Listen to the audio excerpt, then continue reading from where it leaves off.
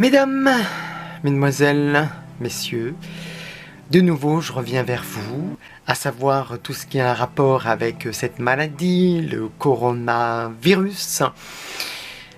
Et ben aujourd'hui j'ai décidé de faire un flashback, retour en arrière. Bonjour. Comme je n'ai pu malheureusement mettre le document complet sur le thème SIDA, qui est similitude avec actuel et qui fait l'actualité en ce moment, donc le coronavirus, coronavirus.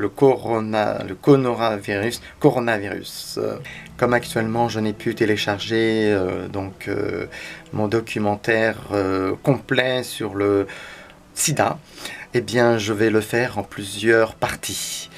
En effet, comme la vidéo est trop lourde, à chaque fois il est refusé par Dailymotion. Mieux, comme il y a des passages qui m'ont été censurés par YouTube, qui est tout simplement la non-liberté d'expression. Donc j'ai dû ne pas pouvoir là non plus le mettre sur YouTube. Eh bien je vais devoir le faire en plusieurs parties. Donc le thème, c'est SIDA, retour en arrière. Et vous comprendrez quand vous m'entendrez que nous vivons les mêmes similitudes avec le coronavirus. J'arriverai à le dire. Et justement, à visage découvert, en 1994, lors de SIDA Action, une qui est venue témoigner, de son prénom Barbara, courage, et très courageuse, puisque en fait c'est à visage découvert parmi des artistes ou journalistes qui étaient à ce moment-là dans ce SIDA Action de 1994, et elle parle de son expérience. Extrait. Bonsoir, je m'appelle Barbara et j'ai 19 ans. Il y a 2 ans, j'ai fait la connaissance d'un garçon plus âgé. J'ai été séduite par son originalité. Malheureusement, il m'a transmis le virus du sida. Il se savait séropositif, mais par négligence ou par peur de me perdre, il ne m'a rien dit. Ce fut ma première et ma dernière grande histoire d'amour. L'annonce de ma séropositivité a totalement bouleversé ma vie. Désespérée, pensant être proche de la mort, j'abandonne le lycée. À quoi bon continuer si tout est perdu d'avance? Malgré un entourage familial extrêmement attentif, je m'excluais moi-même peu à peu. Mal informée et par peur de gêner les autres, je lavais mon linge et ma vaisselle séparément. Ensuite les longs mois d'intense désarroi. J'ai essayé plusieurs fois d'en finir avec la vie. Puis un jour, j'ai fait la connaissance d'une personne qui consacrait l'essentiel de son temps à lutter contre le sida. Cette rencontre a bouleversé ma vie. Aujourd'hui, je dépense beaucoup de mon temps à aller dans les lycées, les entreprises et tous les lieux où l'on m'accueille pour délivrer mon témoignage sur la maladie. Je me sens le devoir de soutenir tout ce qui peut aider à diminuer l'extension du sida. Et si jamais mon témoignage empêche une seule personne d'attraper ce satané virus, ou si ce témoignage empêche l'exclusion d'une seule personne contaminée, ou s'il permet à un seul malade de retrouver un peu de joie et d'espoir, alors ma vie aura un sens. Et je tiens à remercier 2 personnes, Marie-Thérèse Lapère et Éric Chapeau. Toujours en 1994, en fait, donc il y a largement eu les recherches avancées.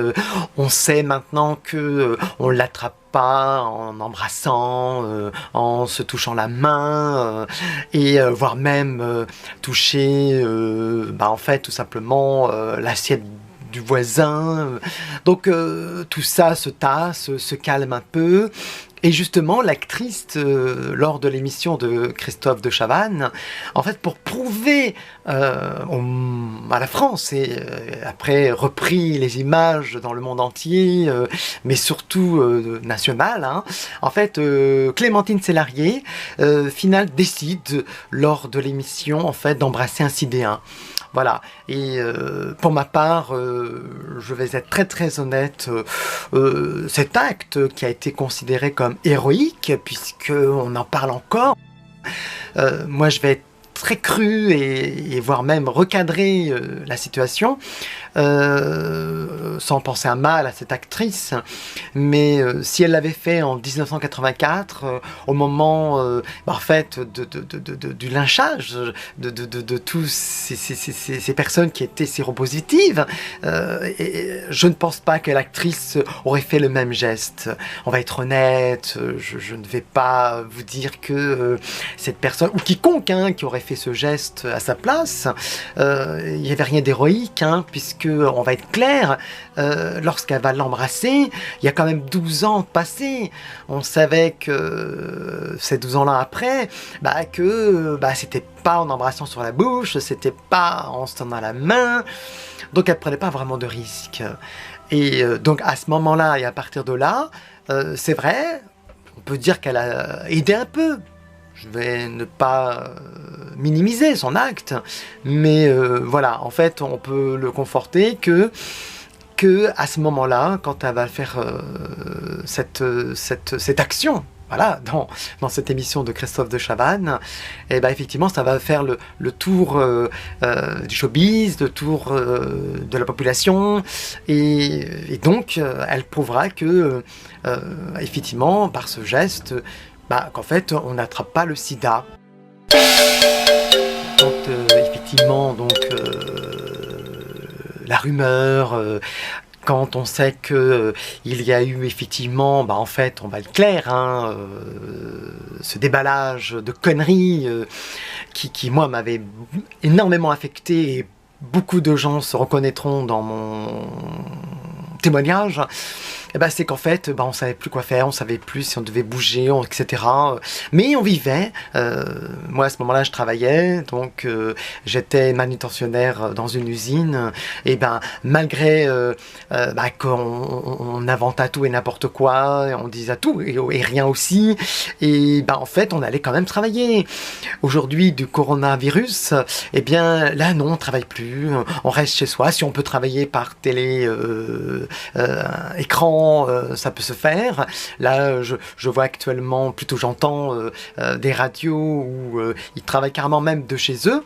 On croit qu'ils sont ensemble dans les studios, mais non, en fait, les animateurs et animatrices sont à ne plus bouger de leur domicile. Mais ça devient n'importe quoi. Ça devient des ridicules. Et ça n'a jamais pris autant d'ampleur. Et quand j'expliquais donc dans les deux volets que je parle du coronavirus, en fait, au moment du sida, on aurait dû le faire. À ce moment-là, on aurait dû le faire, mais on ne l'a pas fait. Car à ce moment-là, je lui reconnais au moins ce président-là, monsieur François Mitterrand, qu'effectivement, il n'a pas jugé bon, et pourtant, rien n'était dit que c'était par le sexe. Allez, arrivederci, à bientôt.